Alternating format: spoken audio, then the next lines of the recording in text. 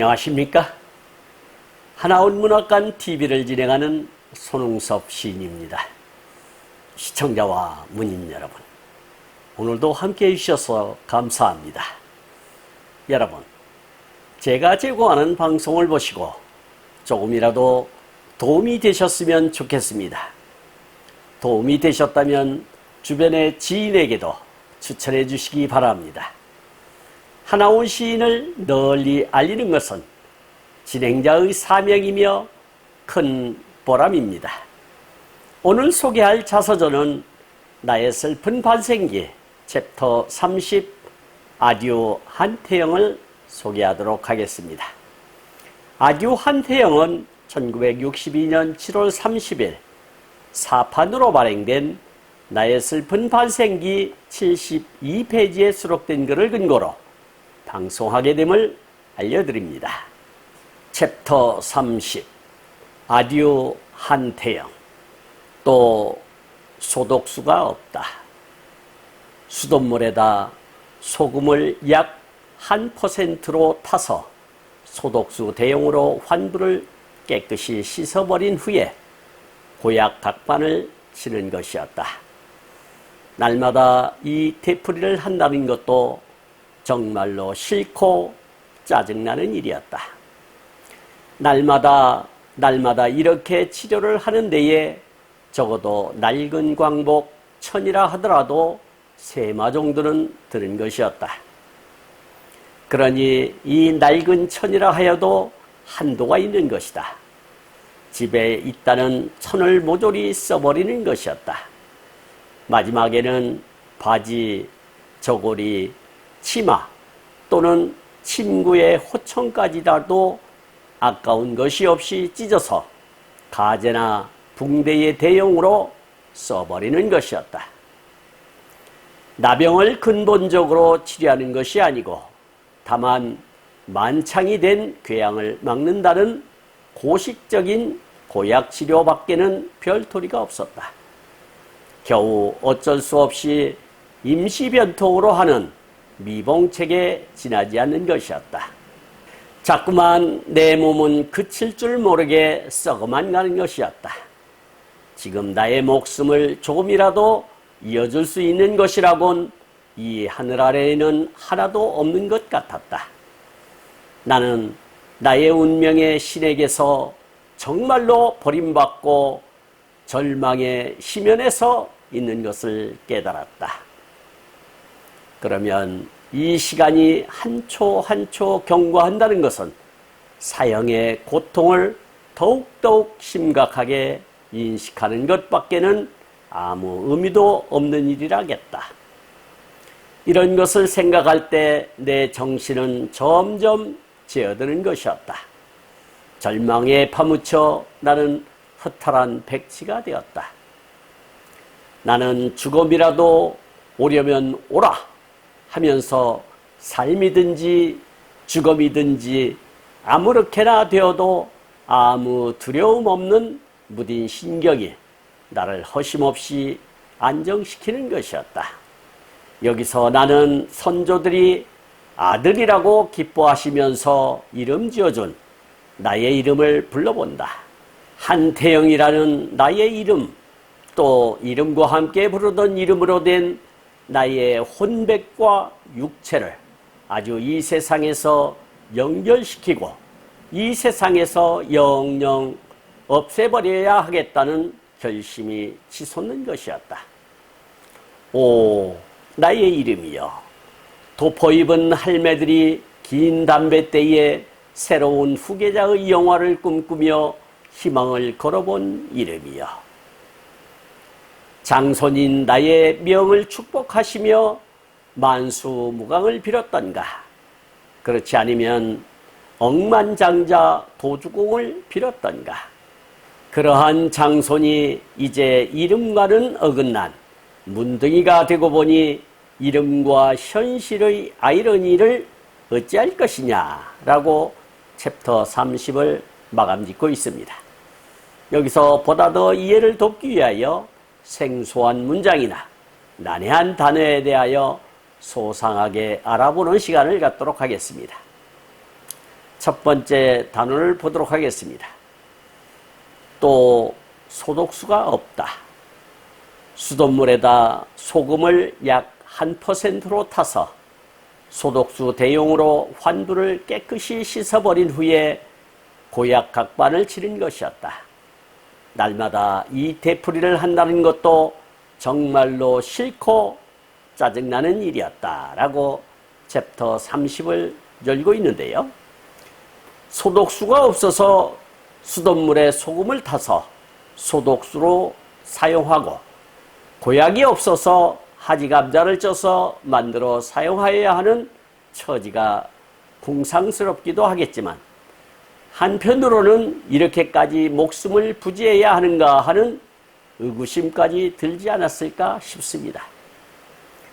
이런 생활이 하루 이틀도 아니고 날이면 날마다 수시로 했어야 했으니 얼마나 짜증스러웠을까요? 본인보다도 곁에서 케어해야 하는 사람에게 대한 미안함이 더 컸으리라 믿습니다. 그러나 인명은 제천이라 했으니 이럴 수도 저럴 수도 없었겠지요. 그랬으니까 이렇게 문학인으로 우뚝 설 수 있었을 테니까요. 여기서 소금이라고 하는 것은 짠맛이 나는 흰색의 결정체로서 대표적인 조미료이며 동물에게 있어 체내 삼투의 유지라는 중요한 역할을 하는 필수 물질이라 하겠습니다. 그리고 퍼센트라고 하는 것은 전체를 100으로 했을 때 어떤 대상이 차지하는 비율의 단위를 나타내는 말이 되겠습니다.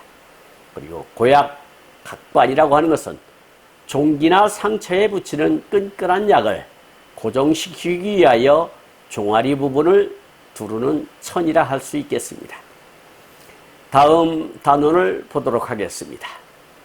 날마다 이렇게 치료를 하는 데에 적어도 낡은 광목 천이라 하더라도 세마 정도는 드는 것이었다. 그러니 이 낡은 천이라 하여도 한도가 있는 것이다. 집에 있다는 천을 모조리 써버리는 것이었다. 마지막에는 바지, 저고리, 치마 또는 침구의 호청까지라도 아까운 것이 없이 찢어서 가재나 붕대의 대용으로 써버리는 것이었다라고 기술하고 있는데요. 전쟁통 막바지라서 모든 물자가 귀하다 보니 광목이고 바지고 침하고 간에 닥치는 대로 몸뚱아리를 두르기 위한 약재로 사용하였고, 하다못해 이불 호청까지 찢어 사용했다 하니 그 시대의 의약품 사정을 가늠할 수 있는 대목이라 하겠습니다. 몸뚱아리 한 번 소독하고 고약을 바르고 두르려면 세마가 들어가야 한다고 하니 감당하기 어려웠을 것으로 보여집니다.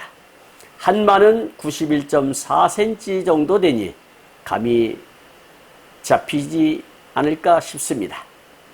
여기서 광목천이라고 하는 것은 무명 올로 닭목처럼 폭이 넓게 짠 배로 만든 옷감이라 할 수 있겠고, 세마라고 하는 것은 옷감 길이의 단위로 한 마가 914mm이니 세마의 일대는 2742mm가 된다 하겠습니다.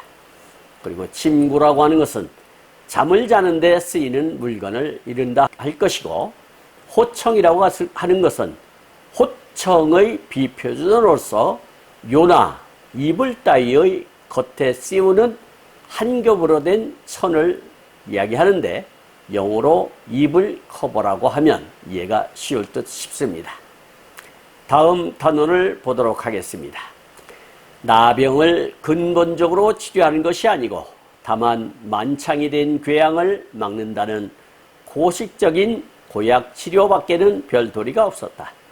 겨우 어쩔 수 없이 임시변통으로 하는 미봉책에 지나지 않는 것이었다라고 기록하고 있는데요. 아직 의학이 발달하지 못한 상태라서 이렇게 소독이나 하고 고약이나 붙이던 시절이었으니 근본적인 치료라 할 수 없지만 그마저 구할 수가 없어 알량한 의학 상식으로 민간요법으로 만들어 사용했으니 한심할 따름입니다. 요즘의 상식으로는 도저히 이해도 가지 않고 받아들일 수 없는 몰상식이라 손가락질하겠죠. 그러나 한강의 기적을 세계인들이 칭송하고 있는 것이지요. 잿더미에서 가장 짧은 시간에 경제와 민주화를 이룩한 민족이라고 말입니다. 여기서 나병이라고 하는 것은 나균에 의해 감염되는 만성 전염병, 난치병이라 할 수 있겠고, 주로 말초신경과 피부에 병원균이 침투하여 피부에 결절과 반문이 생기고 그 부분에 지각 마비가 일어난다 하겠습니다. 또한 눈썹이 빠지고 수족과 안면이 변형되며 시력장애 등의 증상이 나타나는 난치병의 하나라 하겠습니다. 1879년 나균을 발견한 노르웨이의 의학자 한센이라는 사람이 발견하였다 하겠습니다. 한센은 1841년부터 1912년까지 산 의학자라 할 수 있겠습니다. 그리고 만창이라고 하는 것은 만신창이의 줄임말로 어떤 충격이나 실패 따위로 마음이 심히 상하여 모든 의욕을 잃은 상태를 비유적으로 이르는 말이 되겠습니다. 그리고 궤양이라고 하는 것은 피부나 점막이 헐어서 짓무르고 출혈하기 쉬운 병을 뜻한다 할 수 있겠고, 고식적이라고 하는 어려운 단어는 이를 근본적으로 해결하지 않고 임시로 둘러맞춰 처리하는 것, 이것을 고식적이라 할 수 있겠습니다. 그리고 고약치료라고 하는 것은, 고약치료는 환부에 바르는 약재로서 부드러워서 바로 바를 수 있는 연고와 굳어 있어서 녹여 발라야 하는 경고로 나뉘는데 상처에 붙여 치료하는 것이라 할 수 있겠습니다. 도리라고 하는 것은 방법이나 수단을 뜻하는다 할 수 있겠고, 그리고 임시변통이라고 하는 것은 갑자기 생긴 일을 우선 그때의 사정에 따라 둘러맞춰서 처리함을 뜻한다 하겠습니다. 미봉책이라고 하는 것은 어떤 일을 임시변통으로 해결하는 방책을 뜻한다 하겠습니다. 다음 단어를 보도록 하겠습니다. 자꾸만 내 몸은 그칠 줄 모르게 썩어만 가는 것이었다. 지금 나의 목숨을 조금이라도 이어줄 수 있는 것이라곤 이 하늘 아래에는 하나도 없는 것 같았다. 나는 나의 운명의 실에게서 정말로 버림받고 절망의 심연에 서 있는 것을 깨달았다라고 수리하고 있는데요.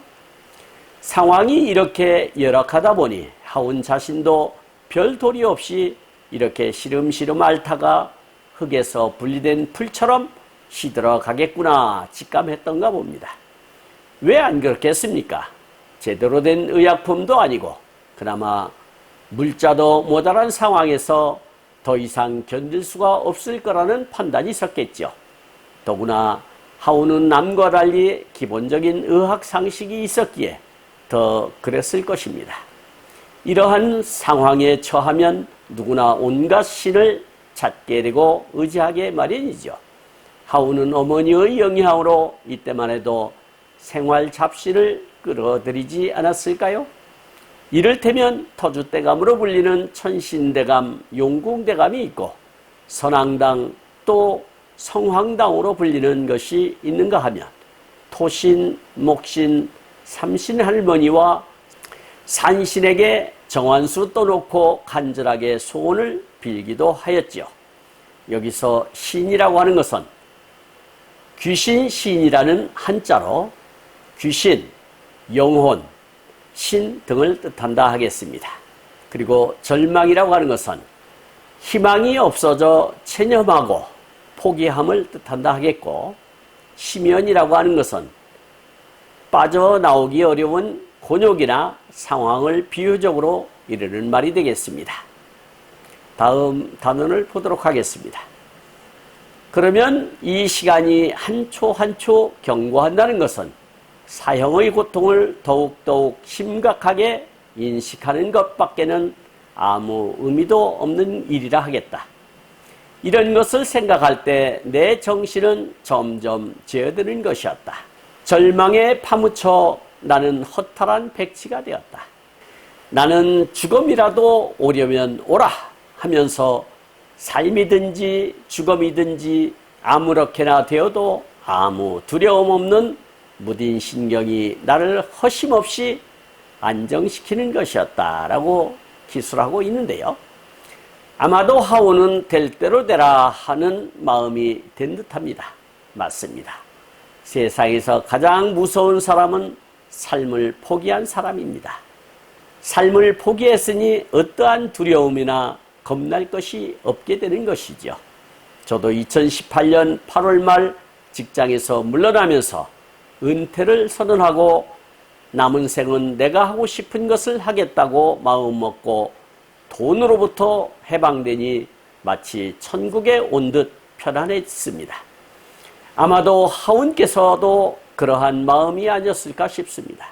상황으로 보아 도저히 희망이 안 보인다고 판단하여 마음을 내려놓았던가 봅니다.